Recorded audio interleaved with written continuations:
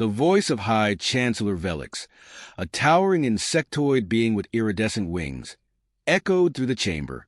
Ambassador Brooks, humanity stands accused of sedition, defiance, and the deliberate incitement of rebellion against this council. How do you plead? Carl's gaze swept the room, taking in the alien faces. Some were smug, others indifferent, but a few showed subtle signs of unease, flinching antennae, twitching frills, faint glimmers of guilt. He knew this trial wasn't about justice. It was a spectacle, designed to break humanity's spirit and warn any who might dare to challenge the council's authority. I plead guilty, Carl said, his voice calm but resonant. The chamber erupted into murmurs, the delegates clearly unprepared for his response. Guilty of speaking truth to power. Guilty of refusing to let humanity be enslaved. Guilty of daring to dream of a galaxy free from the chains of tyranny. The murmurs grew louder, but Velix's voice cut through like a blade. Enough of this insolence. Your actions have endangered the delicate balance of this galaxy. Humanity's arrogance will not go unpunished. Carl smirked faintly, tilting his head. Delicate balance? Is that what you call centuries of exploitation, Chancellor? Enslaving weaker species, stripping planets of their resources, and erasing cultures under the guise of unity? Spare me the hypocrisy. Velix's mandibles clicked in irritation, but he refrained from responding directly. Instead, he turned to the assembly. The council will deliberate on the appropriate sentence. The accused will remain in custody until the verdict is reached. As guards stepped forward to escort Carl from the chamber, he caught the gaze of a younger human officer standing among the spectators. Captain Daniel Riker, his protege, had managed to secure a position as a low-ranking observer on the council's security staff. Their eyes met for a brief moment, and Carl gave the subtlest nod, a silent message that the plan was still in motion. Once outside the chamber, the guards led Carl through a labyrinth of gleaming corridors to a detention cell. The sterile walls and constant hum of energy fields were designed to unsettle prisoners, but Carl remained calm. He sat on the narrow bench, closed his eyes, and replayed the final moments of his son Michael's life, a memory that burned brighter than any cell's artificial lights. Michael had been stationed on a distant colony when the council's enforcers arrived to quell dissident activities. The massacre was swift, brutal, and indiscriminate. Carl had watched the aftermath unfold through intercepted footage. His son's body among the countless dead, his face still marked by defiance. It was that moment, more than any other, that solidified Carl's resolve. The cell door hissed open, breaking his reverie. A figure stepped inside, a short, wiry alien with scales that shimmered in shades of blue and green. This was Korath, a council informant who had been secretly working with humanity.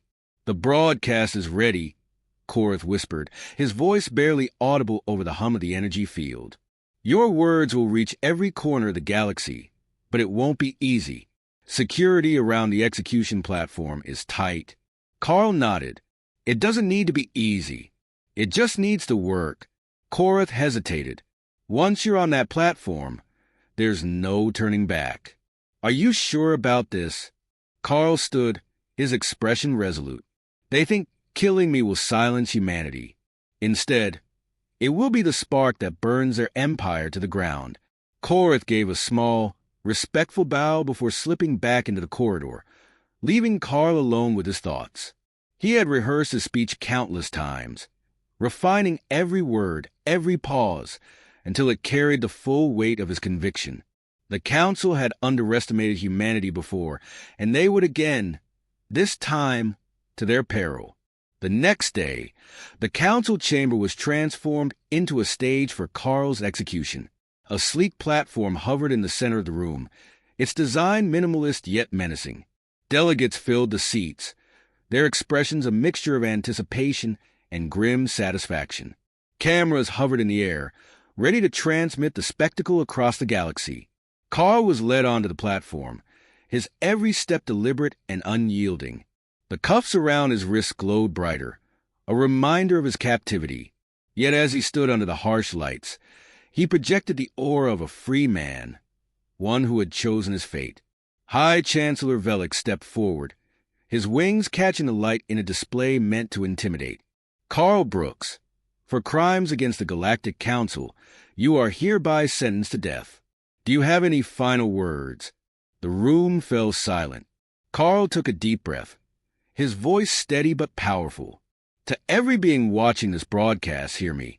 The Galactic Council claims to be the arbiter of peace, but it thrives on oppression. For centuries, they have crushed the weak underfoot, turning the galaxy into their personal fiefdom. They fear humanity not because of our strength, but because of our courage to resist.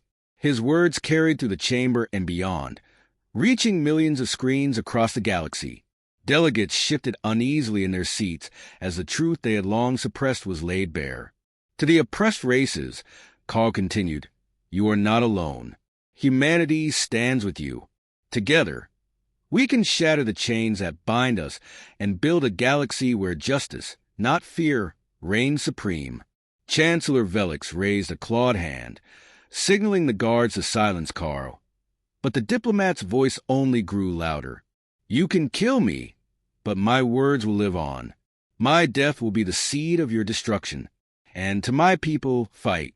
Fight for freedom, for justice, for the future we all deserve. The guards activated the execution mechanism, and the platform lit up with a burst of energy. Carl's body slumped, lifeless, but his words echoed across the galaxy, searing themselves into the hearts and minds of millions. In a distant corner of the galaxy, Captain Riker watched the broadcast on a secure channel, his jaw clenched and his eyes blazing with determination. For Carl, he whispered, already formulating the next step in humanity's fight. The rebellion had begun. The execution chamber shimmered with the cold, clinical light of alien technology. High above the gathered crowd of delegates, suspended by invisible fields, Ambassador Carl Brooks stood on the execution platform. His containment cuffs crackled softly, a symbol of the Galactic Council's total control, or so they believed. The cameras floating around him glinted like predatory eyes, transmitting his image across the galaxy. Billions were watching. Entire worlds held their breath, waiting to witness humanity's defiance or final submission. Carl scanned the chamber, his gaze steady and unyielding. He could feel the weight of the moment pressing down on him, the enormity of what he was about to do. The Council intended to end him here, to extinguish the voice of rebellion. Instead, they had handed him the galaxy's largest stage. High Chancellor Velik, perched in his ornate seat, raised a clawed hand for silence. The murmur of the chamber faded into an expectant hush. Carl Brooks, Velik declared, his voice dripping with condescension, you have been granted the right to speak your final words. Choose them wisely, for they will be the last the galaxy hears from you. Carl inhaled deeply, his expression calm. He could see fear behind the Chancellor's facade, a flicker of doubt in his multifaceted eyes. I thank you, Chancellor, Carl said, his voice steady and carrying a gravitas that silenced even the smallest whispers. Not for the mockery of this trial, nor for the cruelty of this sentence, but for the opportunity to speak. To the galaxy, to every being watching now, you have handed me the very weapon I need to tear down your empire. The room seemed to contract under the force of his words. Delegates leaned forward, unable to look away. Across the galaxy, on far-flung worlds and stations, beings of every race listened in rapt silence as the human ambassador began to lay bare the truths the Council had worked so hard to conceal. For centuries, Carl began, his tone calm but edged with steel, the Galactic Council has claimed to be the guardians of peace and prosperity. They speak of unity, of fairness, of a shared destiny among the stars. But what they do not tell you, what they never want you to see, is the cost of their so-called unity. The weak crushed beneath their heel, the strong shackled, lest they pose a threat. Entire civilizations stripped of their resources, their cultures erased, their people enslaved. His words rang out, each sentence a hammer blow against the edifice of Council authority. Some delegates shifted uncomfortably in their seats, their body language betraying guilt. Others glared at him with hatred, their faces contorted in anger. But Carl pressed on, his voice rising with each accusation. They call humanity dangerous, he continued. They accuse us of arrogance, of defiance. But what truly terrifies them is not our strength. It is our refusal to bow. They see in us a fire they cannot extinguish, a spirit they cannot break. They fear that we will expose their lies. And today, I will do exactly that. The camera zoomed in on his face, broadcasting every line of determination etched into his features. Across the galaxy, the oppressed and downtrodden watched in stunned silence. On mining colonies where workers toiled under brutal conditions, on occupied worlds where resistance had long seemed futile, and on desolate moons where entire species had been exiled, Carl's words began to kindle something long forgotten. Hope. To the people of the galaxy, Carl said, turning his gaze directly into one of the cameras, I ask you, how long will you suffer in silence? How long will you endure the lash of the Council's tyranny? They tell you it is for your own good, that it is the price of peace. But what peace exists in the shadow of oppression? What freedom can be found under the boot of those who see you as nothing more than tools? His voice softened, carrying a note of deep sorrow. I know your pain. I know your losses. Humanity has endured them too. They came to our worlds, demanding tribute. When we refused, they sent fleets to burn our colonies, soldiers to slaughter our people. They killed my son. They killed your sons, your daughters, your friends, and your kin.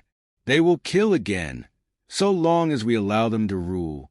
The chamber erupted in chaos as some delegates shouted objections, trying to drown him out. Velix rose from his seat, his wings flaring in agitation, and gestured to the guards. But before they could act, Carl's voice thundered over the clamor. You will not silence me, he roared. Not now. Not ever. Because my voice is not mine alone. It is the voice of every being who has ever suffered under your rule. It is the cry of the oppressed, the demand for justice, and the call to arms. The guards hesitated, their movements faltering as the weight of Carl's words sank in. Even they, loyal as they were, could not deny the truth of what he was saying. Across the galaxy, in hidden corners and forgotten places, the oppressed began to stir. To my people, Carl said, his tone softening again, though the fire in his eyes remained. I ask you to remember who we are. We are not conquerors. We are not tyrants. We are builders, dreamers, fighters. We are humanity, and we stand for freedom, for ourselves and for all who cannot stand for themselves. The chamber fell silent once more, the weight of his words pressing down like a physical force. Carl turned his gaze back to the council, his expression hardening. You can kill me, he said, his voice low but carrying an unshakable conviction. But you cannot kill the truth. You cannot kill the hope I have planted today. My death will be the seed of your destruction. Velix, his composure cracking, gestured frantically to the guards. Enough, he bellowed. Execute him. Now. The guards moved forward, activating the platform's energy fields. Carl's body stiffened as arcs of energy coursed through him, his life extinguished in a flash of light. The cameras cut out, the transmission ending abruptly, but the silence that followed was not one of submission. It was the calm before the storm. On countless worlds, beings who had long given up the fight found themselves inspired by Carl's words.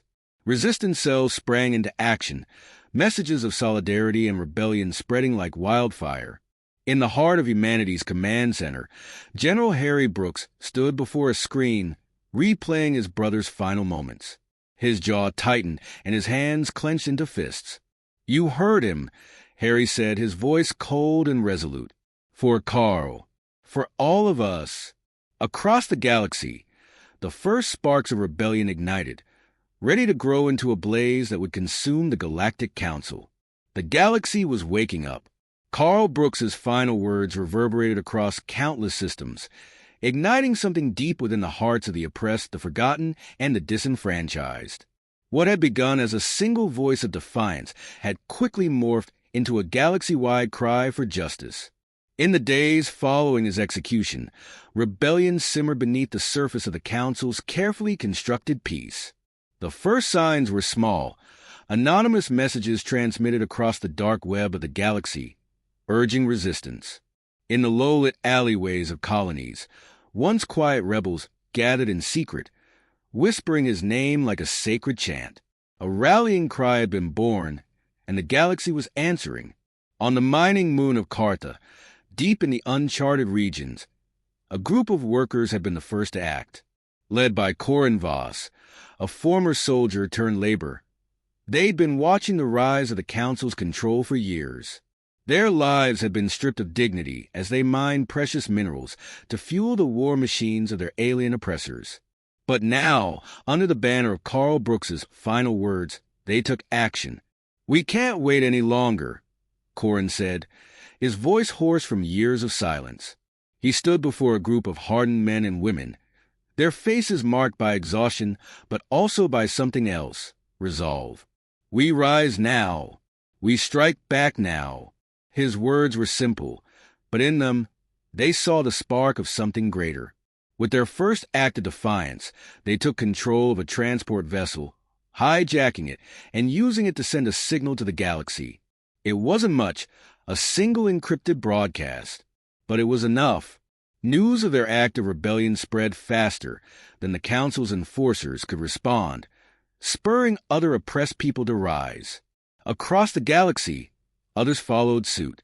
On the lush world of pharaohs, long ignored by the Council, a band of dissidents took up arms against their alien overlords, inspired by the same message. The rebellion had spread like wildfire, one small act of defiance after another, each building on the momentum of the last. The fire Carl Brooks had started was now burning out of control, and no amount of Council firepower could put it out. In the heart of the galaxy, aboard the Council's flagship, the Empire's most secure fortress, Chancellor Velix seethed. Carl's death had not broken humanity's spirit. It had done the opposite. The galaxy was on the brink of a full-scale rebellion, and he knew that the Council's hold on power was slipping. "What have we done?" Velix muttered to himself, his multiple eyes narrowing in frustration as he paced around the obsidian walls of his war room. His mind raced, calculating the potential cost of this uprising. This was no mere rebellion. It was a revolution. The Council had underestimated humanity's resolve, and they would pay dearly for it. "Prepare the fleet," Velix snapped at his advisors. "We will quell this insurrection before it spreads further." But even as Velix issued his orders, the seeds of rebellion had taken root deep within the Council's ranks.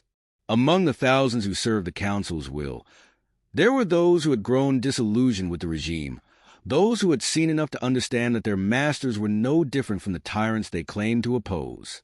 These traitors, however few, carried within them the knowledge that the galaxy was on the verge of a cataclysmic shift.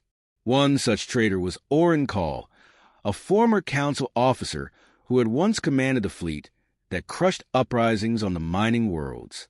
Now, he was one of the most wanted men in the galaxy, living in the shadows. Orin had been there on the day Carl Brooks had spoken those fateful words. He had heard the call to arms, and something inside him had changed. When Orin heard the first whispers of rebellion on the outer rim, he didn't hesitate. He reached out to those he could trust, fellow officers, former soldiers, and operatives who shared his growing distaste for the Council's methods. Together, they formed a resistance network that would work from within, feeding critical information to the rebels in the field, coordinating strikes against Council assets, and sowing chaos wherever they could. Orin's first contact was with Corin Voss, the leader of the resistance on Cartha. They met in secret in the darkness of an abandoned cargo bay on a remote outpost. Orin arrived alone, his face obscured by a hood, but his presence was unmistakable. "We need to act fast," Orin said, his voice quiet but firm. "The Council's retaliation will be swift, but we have a chance. We can strike before they can marshal their full force." Corin studied him for a moment, then nodded. "What do you propose?" Orin handed him a data pad, which Corin quickly scanned. It contained vital intelligence, tactical weaknesses in the Council's operations, key targets within their fleet, and vulnerable installations that the rebellion could exploit. "We hit them where it hurts," Orin said. "And we do it fast." Corrin's eyes flicked back up, a fire igniting behind them. "Then we'll do it. For Carl." The rebellion began to grow bolder. Across the galaxy, small factions began coalescing into larger, more organized units. The rebels attacked Council convoys, raided supply depots, and disrupted communications. Their actions, though scattered, created a ripple effect that weakened the Council's infrastructure. On the colony world of Terrace, General Harry Brooks, Carl's brother, had been overseeing the training of Earth's elite forces when the news of his brother's death reached him. It was no longer just about revenge. It was about something greater. The human diplomat had ignited a fire, and Harry knew it was time to act. "I've spent my life fighting wars," Harry told his unit one evening.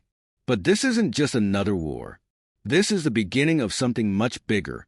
We fight for freedom. We fight for every soul the Council has crushed under its heel. We fight for the dream Carl gave his life for." The men and women who served under him, hardened by years of combat, were ready. The human forces were not the largest, nor the most technologically advanced, but they were driven by a singular, unshakable resolve. And in that resolve, they found strength. Across the galaxy, an army was forming. An army of rebels, outcasts, and former soldiers, united by a singular cause: the fall of the Galactic Council. The rise of the rebellion was unstoppable now, and with every passing day, more systems joined the fight. The Council's grip was slipping, and they knew it. Velix's plan to crush the insurrection had failed. His fleet, massive and overwhelming, had been scattered by the rebellion's growing resistance.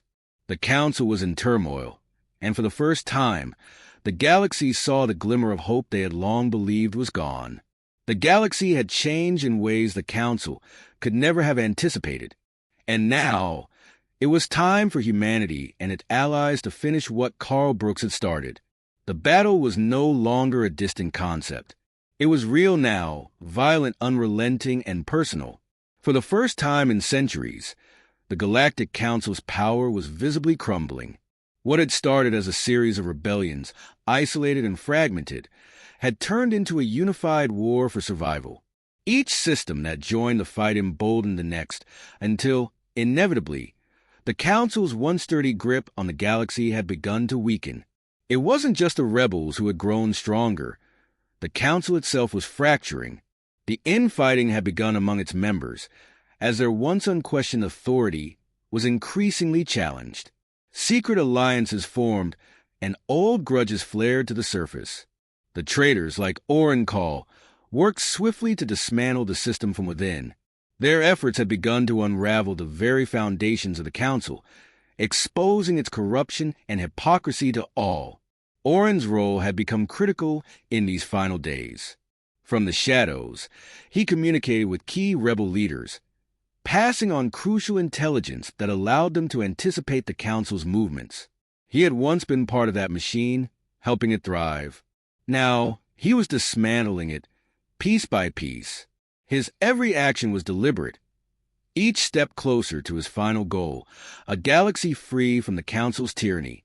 On the front lines, General Harry Brooks was a symbol of humanity's determination. His forces had grown, a mixture of Earth's elite soldiers and a rising tide of interstellar allies. Their campaign had been swift and decisive, hitting the Council's fleet where it hurt most. The larger, more advanced ships had been crippled by the well-coordinated attacks from the rebels' guerrilla tactics. The Council's war machine, once a symbol of invincibility, was now little more than a paper tiger. The final push came when a coalition of rebel forces, led by Harry, launched an assault on the capital world of Illoria. The planet, once the heart of the Council's power, was a fortress. Its capital city, Hyronies, was built atop layers of defensive networks, surrounded by massive orbital platforms and a fleet of warships that could obliterate anything in their path. The Council had believed it was invulnerable, but they had underestimated the power of unity. The forces gathered on Illoria's surface were formidable, Human forces bolstered by former Council officers, freedom fighters, and soldiers from every corner of the galaxy who had chosen to take up arms. They all had one common goal: the fall of the Galactic Council. The final battle began in the atmosphere of Eloria, where the human and rebel forces launched a full-scale invasion. The Council's fleet fought back ferociously, but they were outnumbered and outgunned. Harry Brooks's fleet, now bolstered by ships from the rebellion, overwhelmed the defenses one by one. The Council had no room to maneuver. Their vaunted technological superiority was no match for the combined ingenuity and willpower of the rebels. The war had come to a head, and now all that remained was the final assault, the capture of the Council's headquarters, located in the heart of Hieronyes. As the final storm of gunfire and explosions raged in the skies above, Harry led his troops into the heart of the city. The streets that had once been pristine and immaculately maintained were now war-torn, littered with the wreckage of battle. The air smelled of smoke and blood. In the shadow of the towering citadel where the Council's highest officials had once held court, Harry's forces stormed the gates. They met fierce resistance from the Council's elite guards, but their numbers were no match for the determined rebels who poured in from all sides.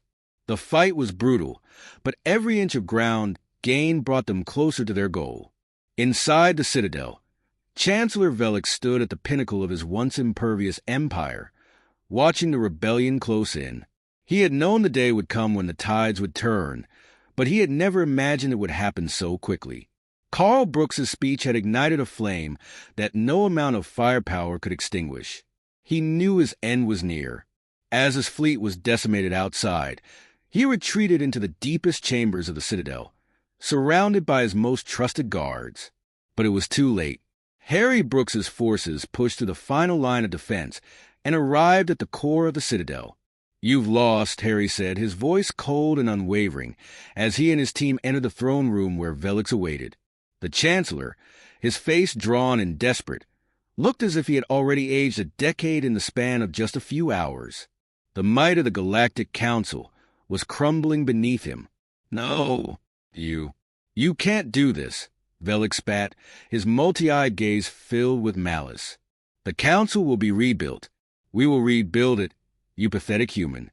You think you can destroy everything we've built in a few months?" Harry stepped forward, his eyes unwavering. "It wasn't your empire. It was ours. And now it's over." With a single motion, Harry drew his weapon, an ancient relic passed down from his ancestors, humanity's symbol of defiance. The weapon, forged in the fires of rebellion, glowed with an eerie light as it hummed through the air. Velix raised his arms, as if to defend himself, but he knew it was futile.